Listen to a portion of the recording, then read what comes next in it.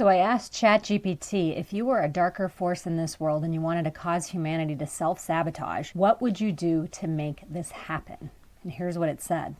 First, I would ensure that the first 7 years of life, when the subconscious mind is wide open, are filled with emotional neglect or conditional love, that they become disconnected from their body, teaching children to override intuition. They should receive punishment for authenticity so they learn to betray themselves to belong. This would create a fundamental belief that I am not enough and love must be earned, which becomes the seed of lifelong self-sabotage. Next, I would glamorize burnout and ridicule rest. I'd make overworking the badge of honor, push productivity as worth and external success as identity, normalize toxic relationships in media as passion, mock non-traditional methods of healing as woo-woo, while promoting numbing with screens, sugar, alcohol, or achievement. This keeps people chasing validation outside themselves, always exhausted and never arriving. Third, I would shame non-traditional healing modalities which reprogram the mind.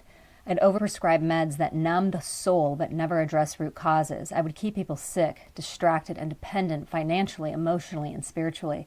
A sick, disconnected population is easier to control. Fourth, I'd sever people from their intuition, their spiritual connection, and from experiencing themselves as creators of their reality. Though they mistrust divine timing, feel guilty for desiring more, think manifesting or feeling joy is selfish, feel separated from source. This keeps them operating from fear and not faith. Fifth, I would create endless identity labels and wars. I'm this kind of person. I'm not like them. Constant social comparison through filtered feeds, internal wars between the ego and the soul. I would turn people against each other. If people are fighting each other and fighting themselves, they can't align. Next, I'd wire people to fear emotional intimacy, teach them to equate love with pain, confuse chaos with chemistry, reinforce abandonment wounds and insecure attachment styles. Then they'll keep choosing partners who mirror trauma and not truth. And here's the final move. I'd set it up so that self-sabotage feels safe and familiar. Because if their nervous system thinks instability is love, if your subconscious thinks burnout is success, then every time you try to grow, it will pull you back down. If I were a darker force, I wouldn't destroy people outright. I'd just convince them